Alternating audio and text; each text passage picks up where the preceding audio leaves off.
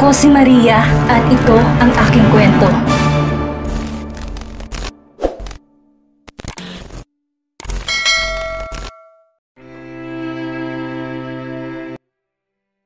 Yes, you are not my wife. Contract wife lang kita. Binayaran kita para maging asawa ko na 1 taon pero hindi ibig sabihin nun, gagawin mo ng lahat ng gusto mo. Makikipaglandian ka na sa kahit sinong lalaki? Singhal na Jax. Gigil na gigil nitong pinagdiinan na contract wife at binayaran lamang niya si Amethyst. Parang tinusok ng mga salitang yon ni Jax ang puso ni Amethyst. Nanigas siya sa kinitatayuan, pilit nilulunok ang sakit na tila unti-unting bumabalot sa dibdib niya. Ang dumi ng isip mo, Jax, mariing sagot ni Amethyst. Pilit pinatatatag ang boses kahit nanginginig na ito.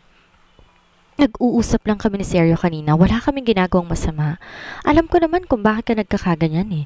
Dahil iniisip mo na baka sumira ako sa kasunduan. Hindi marumi ang utak ko, Amethyst. Mali ang nakikita ko sa inyong dalawa kanina.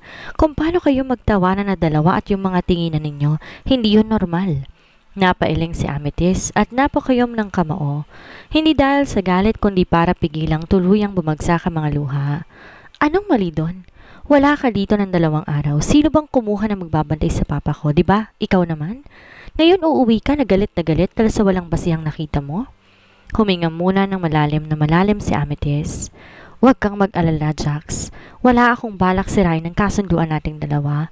Wala akong ibabayad sa perang binibigay mo na pambayad utang ng parents ko. At marunong akong tumanaw ng utang na loob. Kaya kahit kailan hindi ko sisirain ang kung anumang nasa pinirmahan nating kasunduan. Tuluyan nang dumaloy ang mga luha ni Amethyst. Biglang napaiwas ng tingin sa Jax at napasuklay ng kanyang buhok. Hindi niya matagalan ang nakikita niyang mga luha ni Amethyst sa mata. Tumikim si Amethyst at tinapangan pang lalo ang tinig, kahit panay na ang tulo ng luha niya. Pero hindi ibig sabihin na binayaran mo ko, kaya mo nang apakin ng pagkatao ko at pagbintangan ng kung ano-ano. Tao rin ako, Jax, nasasaktan.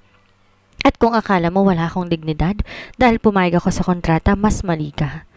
Napaharap sa Jax sa asawa at napatitig dito. Kitang-kita niya sa hilam ng luhang mga mata ni Amethyst ang sakit. Para siyang niyayanig ng mga sinabi ni Amethyst, ang inaakalang kontrolado niyang mundo. Hindi siya sanay na kinokontra ng asawang lahat ng gusto niya at sinasabi. Kung ayaw mo akong pagkatiwalaan, huwag mong gawin. Pero huwag mo akong pagbibintangan ng bagay na hindi ko naman ginawa. Dahil kahit kailan hindi ko bibigyan ng kahihiyan ng apelido mo. Napanunok sa Jax. Hindi niya alam kung dahil ba sa konsensya o sa tonong hindi niya inakalang kayang bitawan ni Amethyst. Araw-araw mong ipapaalala na binayaran mo ko? Sige, paulit-ulit mong sambitin na wala akong karapatan dahil hindi mo naman ako asawa. Kasal lang tayo sa papel. Umiling siya. Pinahid ang luhang hindi niya napigilang bumagsak. Tahimik, mabigat ang hangin sa pagitan nila. Nanatiling nakatingin sa Jax kay Amethyst, wala siyang makuhang sasabihin. Kung hindi mo ako kayang igalang bilang asawa mo, igalang mo man lang ako bilang tao. Saglit siyang tumingin kay Jax, diretso mata sa mata. Hindi na siya naghihintay ng sagot. Tumalikod siya dala ang bigat ng mga salitang kanina pa niya kinikimkim at lumabas ng kwarto nilang mag-asawa. Naputol ang pangalan sa bibig ni Jax. Hindi niya malaman kung hahabulin ba niyang asawa. Napakayom siya ng kamao. Shit! Bulong niya. Hindi niya maintindihan ang sarili. Galit siya, oo. Pero mas nasasaktan siya sa mga binitawang salita ni Amethyst. Pagkalabas ni Amethyst sa kwarto, naabutan pa niya si Sergio sa sala. Pinunasan niya ang kanyang mukha, tiniyak na walang luhang lumagpas at inayos ang sarili. Sergio? Tawag niya sa binata. Napalingon naman to agad sa kanya. Ayokong mag-away pa kayong lalo ni Mr. Jax. Baka nabigla siya na makita niya ako kaya gayon na lang galit niya kanina. Umiling si Amethyst. Pansin niyang mas malawak ang pangunawa ni Sergio kaysa asawa niya. Kaya nga nahihiya siya sa ginawa ni Jax. Pinag-iisipan pa ito ng masama ng asawa. Pinagtatanggol mo pa sa Jax. Ikaw na nga pinag-iisipan niya ng masama, ipagtatanggol mo pa? Huminga siya ng malalim. Gusto kong humingi ng paumanhin sa ginawa niya sa'yo. Nawalan ka tuloy ng trabaho ng dahil sa akin. Pilit nang umiti si Sergio para mawala ang guilt kay Amethyst. Wala kang kasalanan. Madali lang naman akong makakakuha ng trabaho eh. Marami pang pasyente ang pwede kong alagaan. Salamat sa pangunawa mo. Kung meron akong maitutulong sa'yo, sabihin mo lang. Pwede kitang irekomenda. Alok ni Amethyst. Hindi niya masabi sa binata ang totoong dahilan na kinagagalit ni Jax. Malaking tulong sa akin kung magkakais kayo mag-asawa, Amethyst. Nagsiselos lang si Mr. Jax at naiintindihan ko ang nararamdaman niya. Siguro, kung akong nasa kalagayan niya, baka nga nasuntok ko ang mukha ng lalaking magtatangka na agawin sa akin ang babaeng pag-aari ko. Napanunok si Amethyst, pero pilit niyang inaalis yon sa isipan niya. Si Jax, magsiselos? Parang mahirap paniwalaan yon. Ang alam lang noon ipamukha sa kanya na contract wife lang siya. Nagpapatawa ka? Hindi nagsiselos si Jax, alam ko. Napakibit ng kanyang balikat si Seryo. Kahit ilang araw lang na nagtatrabaho siya sa mga Vera, nakita niyang mabuting babae si Amethyst. Kaya nga nakapalagay niya kaagad to ng loob. Paano, aalis na ako? Maraming salamat, Miss Amethyst. Pakisabi na lang kay Sir Alfie at sa mama mo na binigyan ako ng ibang trabaho ng agency. Huwag mo na lang sabihin sa kanilang tinanggal ako ni Sir Jax. Magtataka pa sila. Ang pakiusap ni Seryo at paalam niya sa mabait na amo. Salamat din, Seryo. Tugon ni Amethyst nang may panghihinayang ng ngiti sa labi. Sa ibang kwarto natulog si Amethyst. Masama pa rin ang loob niya sa asawa habang si Jax hindi dalawin ng antok. Marahas siyang napapabuntong hininga, babangon sa kama at mauupo. Paulit-ulit niya yung ginagawa. Amethyst, umalis si Seryo kagabi? Tanong ni Wendy sa anak. Natigilan si Amethyst at napatigil sa pagbibigay ng pagkain sa ama. Opo, ma. Binigyan po ng bagong pasyente si Seryo. Pagsasinungaling niyang sagot. Ako po muna ang mag-aalaga kay Papa. Napangiti si Alfie. Pero paanong trabaho mo? Muling tanong ni Wendy. Magpapaalam po ako, maiintindihan naman po nila. Isa pa si Tristan po ang boss ko, asawa ng kaibigan ko. Hindi binanggit ni Amethyst na isa rin si Jack sa may-ari ng restaurant na pinapasukan niya. Sana, makilala naman ng papa mo si Catriona, anak. Makikilala niyo rin po siya. Wala po siya dito sa Maynila, sa Batangas po siya nakatira. Napangiting bigla si Amethyst. Gusto niyo po bang pumasyal sa probinsya? Lulan ng taxi sina Amethyst at ang magulang niya. Pupunta sila sa rest house sa Batangas. Hindi alam ni Amethyst kung napapansin ng mama at papa ang nangyayaring hindi pagkakaunawaan nila ni Jax, pero ayaw niya muna na pagtuunan ng pansin ang problema nilang mag-asawa. Gusto niya na muna na ituon ang kanyang atensyon sa pag-aalaga sa papa niya. Nang makarating sila sa Batangas, nagpalingalinga si Wendy sa paligid ng rest house. Ang ganda pala dito, anak, komento ni Wendy na nakatingin sa buong lugar ng rest house ng mag-asawa na sina Catriona at Tristan. Sinabi ko na po magugustuhan niyo po dito? Fresh po ang hangin at presko. Tayo na po sa loob. Tinulak ni Amethyst ang wheelchair ng ama papasok sa loob ng bahay. Amethyst. Bungad na sabi ni Tess na makita ang kaibigan ni Catriona. Magandang umaga po, Nanay Tess. Parents ko po, si Mama Wendy po at Papa Alfie. Pakilala ni Amethyst sa parents niya sa matandang katiwalan ng mag-asawa. Magandang araw ho sa inyo. Sana magustuhan niyo ho dito sa Batangas. Magiliw ang labati ni Tess. Maraming salamat, Tess. Nakangiting sabi ni Wendy. Sandali lang at tatawagan ko si Catriona. Paghahanda ko rin kayo ng pagkain. Paalam ni Tess. Maupo muna kayo, Amethyst. Ikaw nang bahala sa parents mo. Sige po, Nanay Tess. Parents ko po. Salamat po. Magalang na tugon ni Amethyst. Nailak ni Amethyst ang wheelchair ng papa niya at naupo naman ang mama niya. Tinabihan niya ang ina sa upuan. Anak, nakapagpaalam ka ba kay Jax? Para napansin kong asawa mo nasa bahay. Biglang natanong ni Wendy. Natigilan saglit si Amethyst na napatingin sa ina, tsaka bigla ring nag-iwas ng tingin. Okay lang naman po, sasabihin ko na lang po pagka-uwi natin mamaya. Nagpaalam po ako sa boss ko na hindi po ako papasok at pumayag po siya. Tanging naisagot ni Amethyst sa ina.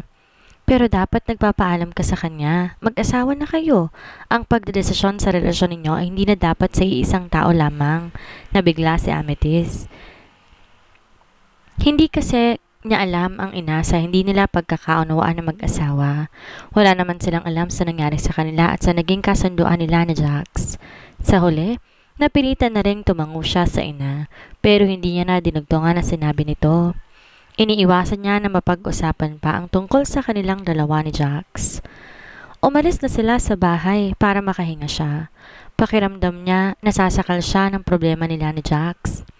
Napangiti si Amethyst nang mamataan ng kaibigan na papalapit sa kanila.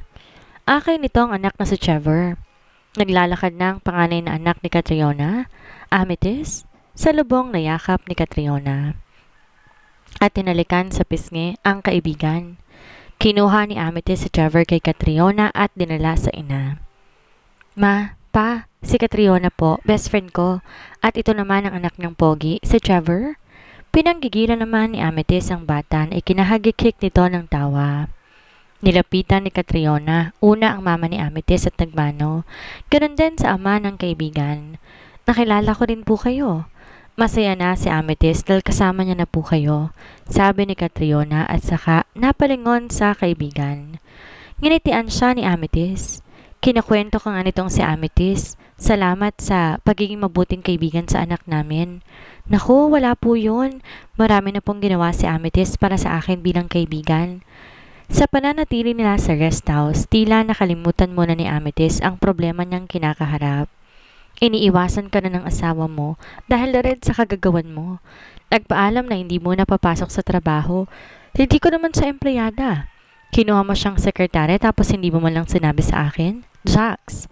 Dire-diretsong sabi ni Tristan sa kaibigan na napapailing. Ginawa ko yon para mas madali kong maipapaliwanag kay tatay kung paano ko naging asawa si Amethyst. Mas madali siyang maniniwala sa relasyon namin. Do you think your father is not aware? Pare, ang tatay mo, si Roger Baruel. Hindi mo pa siya kilala pero kilalang kilala siya ng maraming tao. He is a man you just don't cross. Kahit anong gawin mo, kahit kano mo itago, malalaman at malalaman niya. Roger Baruel built his empire from nothing. Hindi siya umabot sa gantong taas nang di marunong magbasa ng tao.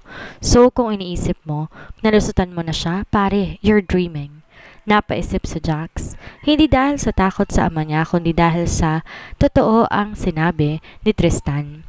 Si Roger Baruel ay hindi madaling lokohin, pero hindi rin si Jax basta sumusuko.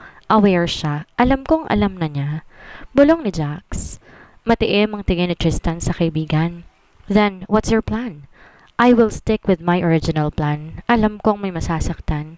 Alam kong si Amethyst ang unang masasaktan. Napailing si Tristan. Malaki ang susuunging problema ni Jax at handa itong isugal, pati na ang sariling kaligayahan. Nilingon ni Catriona ang parents ni Amethyst, nakasama ngayon ang mag-asawang katiwala nila sa bahay. Nasa garden silang lahat. Ano nang lagay ng papa mo? Hindi naman alam ko hanggang kailan o ilang araw na lamang itatagal niya sa mundo. Minsan hindi ko na lang iniisip. Dumagdag pa ang problema namin ni Jax. Malungkot na sagot ni Amethyst. Pinanghihinaan na siya ng loob pero pinipilit pa rin niyang lumaban. Ang tapang-tapang mo na. Biruin mo yung kakilala kong Amethyst. Akala ko puro kalokohan lang ang alam. Mukhang mas matapang ka pa nga sa akin. Napait na napangiti si Amethyst. Natuto lang ako sa'yo, pero hindi ko pa rin kayang ginawa mo. Sana mas patatagin pa ako. Hindi ko isusukong pagmamahal ko kay Jax. Matatag pa rin ang kanyang loob. Alam niya, makukuha niya rin ang pagmamahal ng asawa niya. Darating din ang araw na hindi na ipapamukha sa kanya na contract wife lang siya. Gabi na nakauwi ang mag-anak. Pagod sila sa biyahe pero nag-enjoy sila sa pagbisita sa Batangas. Minsan ayain mo naman si Catriona dito sa bahay. Pagluluto ko silang mag-ina ng specialty kong chicken curry, sabi ni Wendy. Nakaluto na po ako ng hapunan, let's eat. Bigla silang napahinto nang magsalita si Jax na halata nilang galing sa kusina. May suot pa itong apron. Nilapitan ni Jax ang kanyang mga biyanan at nagmano. Napaiwas si Amethyst nang bumaling ng tingin sa kanyang asawa. Pasok na po muna ako, ma, pa, sa kwarto. Magpapalit lang po ako. Puntahan ko po kayo sa room niyo pagkatapos. Paalam niya at tumalikod. Di pinansin ni Amethyst si Jax. Naiwan si Jax na nakatanaw sa asawang papunta sa ibang kwarto. Ma, ihatid ko na po kayo sa kwarto ninyo. Presenta niyang dalhin ng biyan ng lalaki sa kwarto nila. Salamat, iho, sabi ni Alfie na tinapik ang braso ng manugang. Bahagyang ngumiti si Jax at tumango. Tinulak siya nito papunta sa kwarto nilang mag-asawa. Pagkapasok sa loob ng kwarto niya si Amethyst, ay napahinga siya na malalim. Nakauwi na naman sila. Magsisimula ng pagsisinungaling nila sa iba na masaya ang pagsasama nila bilang mag-asawa. Hindi nga sila totoong mag-asawa. Sa papel lang silang dalawa mag-asawa, kahit ang mga magulang niya walang alam doon. Nagpalit na ng damit si Amethyst. Pupuntahan pa niya ang papa niya sa kwarto nito at papainumin ng gamot. Lumabas na si Amethyst sa kwarto niya. Tinungo ang kanyang mga magulang. Pagkapasok sa loob ng silid, natigilan siya at napahinto sa may pintuan. Si Jax, abala sa pag-aasikaso sa papa niya. Pinapainom to ng gamot at nakabihis na rin ng pambahay ang kanyang ama. Napakurap-kurap si Amethyst at umiling-iling. Hindi ka dapat naniniwala sa nakikita mo, Amethyst. Patibong lang yan. Giit ng sariling utak niya. Pinipilit ibaling ang tiwala sa sarili kaysa sa pinapakita ng asawa. Napatikim siya na para bang kinukuhang atensyon ng lahat. Sabay-sabay na lumingon ang kanyang mga magulang at si Jack sa gawin niya. What are you doing? Malamig niyang tanong, walang emosyon ang mukha. Iha, tumutulong lang si Jack sa papa mo. Sagot ni Wendy na may bahagyang ngiti, waring nagpapakalma. Sabi ko po ako nang gagawa, nagbihis lang po ako. Tiningnan niya si Jax ng mabilis. Tsaka baka maistorbo lang po si Jax, baka may lakad siya o kailangan siyang gawin. Sa tono ng pananalita ni Amethyst, halatang ayaw niyang nandun sa Jax, na para bang mismong presensya nito'y pabigat o hindi ka nais-nais. Napatingin si Jax kay Amethyst, hindi agad siya nagsalita, tila pinag-iisipan kung paano tutugon sa malamig na tono ng asawa.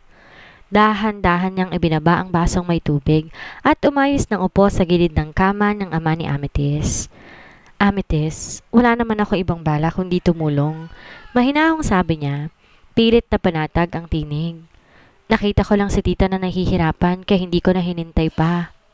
Bahagyang napakunot ang noo ni Jax pero pinilit niyang ngumiti. Alam kong kaya mo. Gusto ko lang sana kahit papano makabawi. Ilang araw din akong wala dito sa kondo. Hindi sumagot si Amethyst. Nakatingin lang siya sa asawa ngunit hindi maipinta ang ekspresyon sa kanyang mukha. Tila naglalaban ng galit, pagdududa at ang bahagyang pagkalito sa kilos nito. Nagulat si Wendy na hindi pala umuwi si Jack sa kondo. Walang sinasabi si Amethyst, kaya pala hindi niya napapansin ang manugang. Bakit iho, hindi ka umuwi? O sisa niya? May trabaho lang po akong pinuntahan. Pagsisinungaling na sagot ni Jax at napatingin sa walang reaksyon ng mukha ni Amethyst. Ganun ba? Nasabi na lamang ni Amethyst at napadako ang mata sa anak. Kukuha lang po ako ng pagkain ninyo, paalam ni Amethyst. Naramdaman niya ang mga tanong ng ina sa mga mata nito. Tahimik na lang tumango si Wendy. Ramdam niya ang ilang kay Amethyst. Parang iniiwasan ng mga tingin niya dito. Mabilis lumabas si Amethyst sa kwarto ng mga magulang niya. Marahas siyang napabuga ng hangin. Halos pigilan niya ang hininga kanina. Sobrang kabang naramdaman niya. Iniiwasan niya talagang mag-usisa. Bakit iho, hindi ka umuwi? Usisa niya. May trabaho lang po akong pinuntahan. Pagsasinungaling na sagot ni Jax at napatingin sa walang reaksyon na mukha ni Amethyst. Ganun ba? Nasabi na lamang ni Amethyst at napadako ang mata sa anak. Kukuha lang po ako ng pagkain ninyo, paalam ni Amethyst. Naramdaman niya ang mga tanong ng ina sa mata nito. Pinili muna ni Amethyst na palaging kasamang ama. Napapansin niya ang unti-unting pagbabago ng lakas nito. Natatakot na siya para sa papa niya. Parang kahit na inihahanda niya ang sarili, tila hindi pa rin niya kayang isipin na mawawala ito sa kanila ng mama niya. Isang linggo na silang magkahiwalay ni Jax ng tulugan. Hindi rin sila nagpapansinan. Nagkakausap lang sila kapag nasa harapan ng magulang ni Amethyst. Hindi rin pinipilit ni Jax na kausapin siya ni Amethyst. Mas gusto pa nga niya ang ginagawa nitong pag-iwas kahit masakit. Mas mabuti na yon kaysa paulit-ulit na pagtatalo. Ayaw niyang lalo pang masira ang natitirang koneksyon nila bilang mag-asawa. Gusto pa rin niyang manatiling kontrolado ang sitwasyon. Kahit papano may respeto pa rin sa pagitan nila. Kung hindi man maibalik ang dati, sana manatili silang maayos ang pakikitungo sa isa't isa at hindi tuluyang parang mga estranghero. Tumatakbo si Wendy papunta sa kusina. Halatang nanginginig ang mga kamay habang pilit pinipigilan ng pag-iyak. Amethyst, ang papa mo. Aniya, nabasag ang tinig. Habang umaagos ang mga luha sa kanyang pisngi. Napalingon agad si Amethyst sa ina. Kita sa mukha niya ang gulat at kaba. Bakit po, ma? Ano nangyari? Bigla na lang siyang nawalan ng malay. Hindi ko alam kung bakit. Tinig ni Wendy na halos hindi na maipinta sa sobrang takot. Umuuga ang kanyang balikat sa bawat paghikbi. Nabitawan ni Amethyst ang hawak niyang baso at mabilis na tumakbo. Iniwan ko lang po kayo sandali, sigaw niya habang kumakabog ang dibdib. Puno ng pag-aalala. Pagpasok nila sa loob ng kwarto agad niyang nakita ang papa nila, nakahiga sa kama, tahimik, nakapikit ang mga mata at tila walang buhay. Parang biglang tumigil ang mundo ni Amethyst. Papa? Tinawag niya ito habang nilalapitan. Nanginginig ang boses at ang katawan. Hinawakan niya ang malamig nitong kamay. Gising po kayo. Bulong niya pero wala itong sagot. Pumatak na lamang ang mga luha niya, sunod-sunod, habang yakap ang braso ng ama. Sa likuran na natiling nakatayo si Wendy, pinipigilan ang ingay ng kanyang hagulhol. Pero nanginginig ang buo niyang katawan sa takot at pangamba. Nilingon ni Amethyst ang ina. Ma, dalhin po natin si Papa sa ospital. Aniya habang nanginginig ang boses. Tila may bahid ng pagmamakaawa. Anak, wala nang papa mo. Iniwan niya na tayo. Garalgal ang boses ni Wendy habang nanginginig ang kamay niya na humawak sa balikat ni Amethyst. Hindi, ma. Buhay pa siya. Kakaalis ko lang po sa tabi niya. May kinuha lang ako sa kusina. Halos pasigaw ng tugon ni Amethyst. Nangingilid ng luha. I will call the ambulance. Mabilis niyang dinukot ang cellphone at agad na nagdial habang nanlalamig ang mga daliri. Ilang minuto lang ang lumipas, dumating ang ambulansya. Mabilis na pumasok ang mga medics at agad sinuri ang kanyang ama. Napako ang tingin ni Amethyst habang minamasdan ang bawat galaw nila. Pigil ang paghinga, umaasa. Makalipas sa ilang saglit, umiling ang doktor. Tumayo siya at lumapit sa ina. Ma'am, he's gone. Patay na po siya? Parang tumigil ang mundo ni Wendy. Hindi siya nakakilos, hindi makapagsalita. Si Amethyst naman napaatras, napaluhod sa sahig habang hawak ang dibdib. Wala na nga ang papa niya.